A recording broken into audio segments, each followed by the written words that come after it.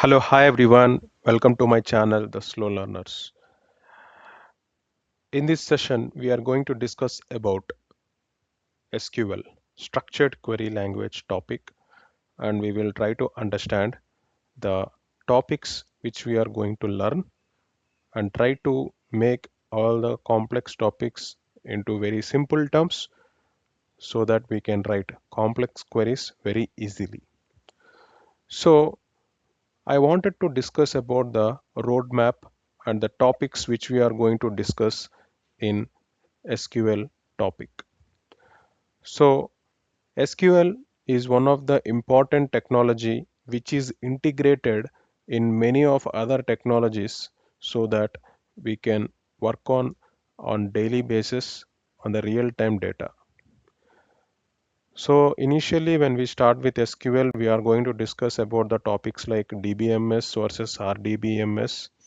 We will try to understand the difference between these two topics, and we will navigate to OLTP versus OLAP, uh, understanding the transaction processing and analytical processing.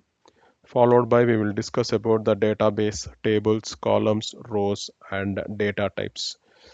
So this will give us the basic idea on how the database is created and what are the tables and what kind of columns, rows, and what each column is designated with which data type, all these things. We will also try to understand the setting of primary key, foreign key, candidate key, composite key, unique key, and utilization of constraints during creating a query in real time. So basically in SQL we have concept called keywords. Inside keywords we will have a lot of important keywords which we use on in our daily works. Just select, from, where, distinct, order by, group by, having, limit, and even more. We will see all these keywords in upcoming sessions. So a structured query language contains keywords, and it also contains operators. In operators, we have different types of operators like arithmetic, comparison, logical, membership, pattern matching, null handling. And followed by we have set operators where we use union, union, all, intersect, and except. We also have wildcards which we use within operators, especially like pattern matching.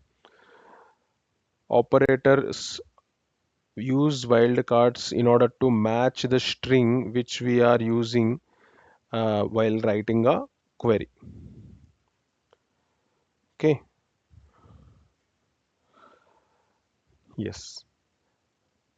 After keywords and operators, we also have concept like functions, which is very important in designing a query and to retrieve the data.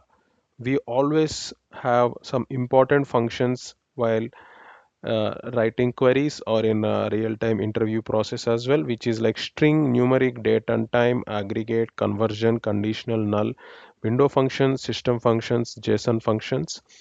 And we also have concepts like group by and having. We will understand how to utilize this group by and having, and what is the difference between having and where clauses. So we also discuss about subqueries, query inside a query concept, so that we will understand what is the advantages and disadvantages, so that we move to a next level concept which will resolve the disadvantages of subqueries, that is joins. Joins is very important topic where we will be working on two or more tables by using as per the requirement. We will be using the type of join. We have different types of joins which we will discuss in upcoming sessions. Followed by we have concepts which are little advanced like common table expression, window functions, views, storage procedures, triggers, which will help us to move from core SQL concepts to advanced SQL concepts. We will also discuss about transactions process like begin, commit, rollback, save point, and also we will understand the acid properties like atomicity, consistency, isolation, and durability. So these concepts majorly are worked by admin team, SQL admin team. However, we will try to understand how these are being used and what is the importance of these concepts being a Azure data engineer. And we will also discuss about database design concepts like keys. So as we have seen before, we have primary key, foreign key, and constraints. All these concepts will be covered under this keys concept. And we also have constraints. We will understand what is constraints and what is normalization and its types and denormalization concepts as well. We will also try to understand what is indexing and performance tuning by deep diving into different types like clustered, not clustered, composite, and unique, and then which gives a clarity on understanding index optimization, partition, materialized views, all this. So having good command on all these concepts will help us to understand advanced SQL concepts like pivot and unpivot, recursive queries, dynamic SQL, temporary tables, variables, cursors, merge statement, and we also understand the concepts of data warehousing to reveal what is exactly fact tables, dimension tables, star schema, snowflake schema, and slowly changing dimensions type 1, type 2, and type 3. So all these concepts will give us good understanding on the real-time analytical SQL like running total, moving average, or funnel analysis, or cohort analysis, gap and island problems, market-based data analysis, etc.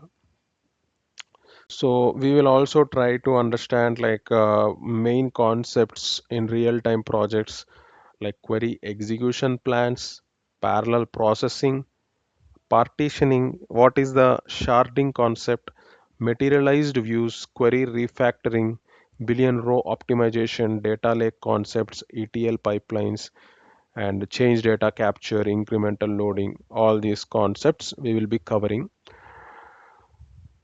in our upcoming sessions. So once we complete all this, this will give us a clear picture and confidence. This will create the foundation for Azure data engineering and also understanding the PySpark code, how to write PySpark code, and we will be understanding how PySpark is retrieving data just like SQL, but the difference in process and how we are advancing to Databricks concepts. All these will be covered in upcoming sessions.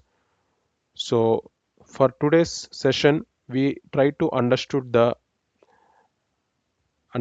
the concepts of SQL that which we are going to cover in next sessions.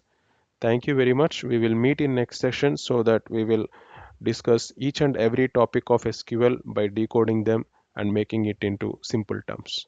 Thank you everyone.